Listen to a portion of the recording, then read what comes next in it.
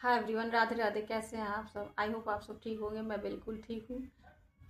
और अगेन मेरे चैनल रेखा ऑफिशियल में आप लोगों का स्वागत है। तो चलिए, हम आपका ज़्यादा समय ना लेते हुए वीडियो की शुरुआत करते हैं। आज का वीडियो बेहद ही खास है और आज हम इस वीडियो में बात करेंगे कि पति का अफेयर जानने के बाद उस पर क्या रिएक्ट करना चाहिए। तो चलिए, इसी बात पे हम थोड़ी सी बातें करते हैं। तो जैसे सबसे पहले मान लीजिए किसी महिला को पता चलता है कि उसके पति का अफेयर है, कहीं चल रहा है, तो पहली बात तो एकदम शॉक्ड हो जाती है, जो कि सही भी है, होना भी है। और क्या कहते हैं, उसके बाद से क्या कहते हैं, अचानक से एकदम रोना धोना, लड़ाई झगड़ा। और क्या कहते हैं, कुछ लोग तो घर छोड़ के भी जाने के लिए तैयार हो जाती हैं। और क्या कहते हैं, फिर मुंह फुला लेना, खाना ना खाना, पीना, मतलब कुल मिला जुला के अपना ही घाटा करना। अच्छा, तो मैं मानती हूँ कि शौक तो लगता है, ये बहुत बड़ी चीज़ है, शौक लगता है।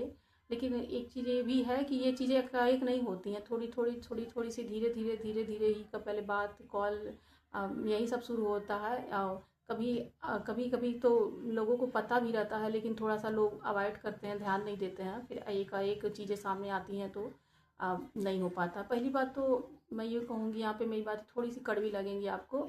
आप पहली बात तो हर एक परिस्थिति के लिए अपने आप को तैयार करिए, क्योंकि ये लाइफ है, ये एकदम सीधी नहीं चलती है, कभी एकदम बहुत बढ़िया, कभी बहुत नीचे। मतलब कुल मिला जुला के इसी का नाम जिंदगी है। ये एक जगह एक तरह से इस तरह की, कभी सुखी हो कभी दुखी हो, क्योंकि कुछ भी हो सकता है जीवन में।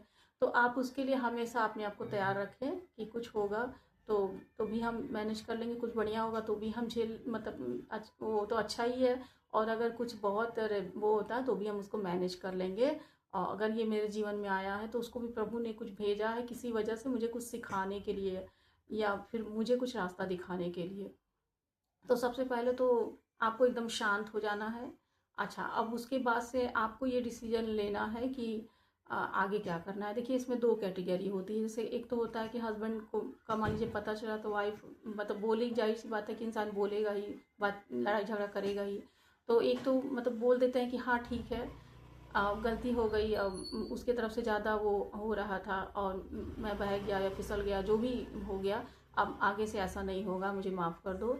तो हमें लगता है कि फर्स्ट टाइम या सेकेंड टाइम है तो उन्हें एक चांस देना चाहिए, क्योंकि कभी कभी ऐसा हो जाता है।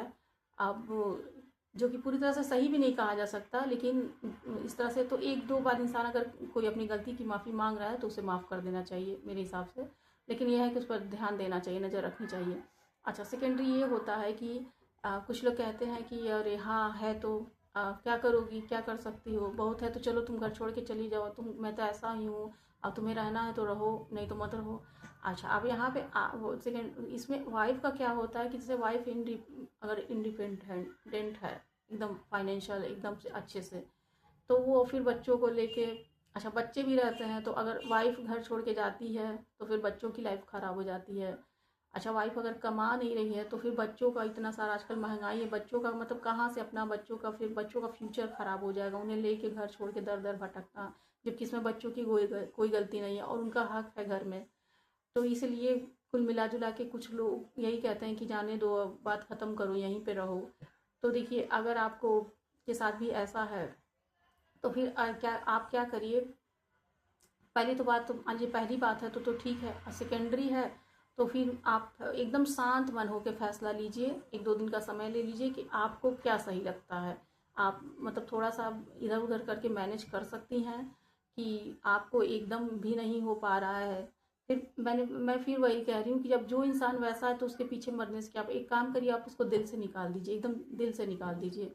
बस अपने बच्चों की माँ बन के रहिए, वो बच्चों का पिता बन के रहे, और अपना बच्चे का खर्चा उठाएगा ही, क्योंकि बाप, कोर्ट भी यही कहता है कि बाप बाप की जिम्मेदारी होती है बच्चे का खर्चा उठाना।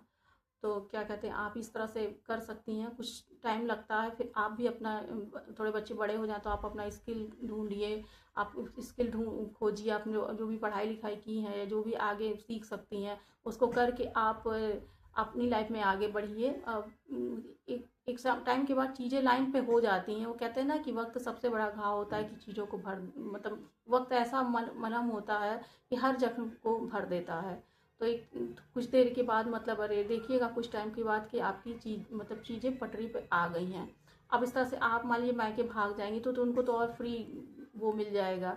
फिर फ्री का वो क्या कहते हैं घर में ला के रखेंगे या जो भी उसके आगे जो भी करेंगे।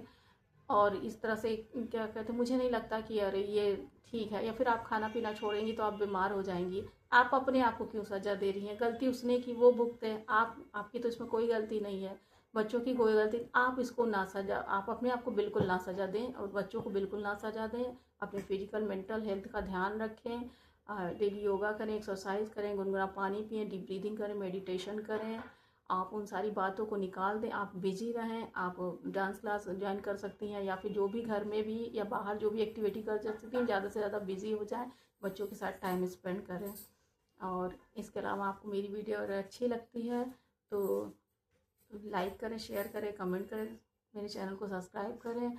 और आपको किस टॉपिक पर वीडियो चाहिए वो थोड़ा सा मुझे कमेंट में बता दें। इस तब के लिए राधे राधे।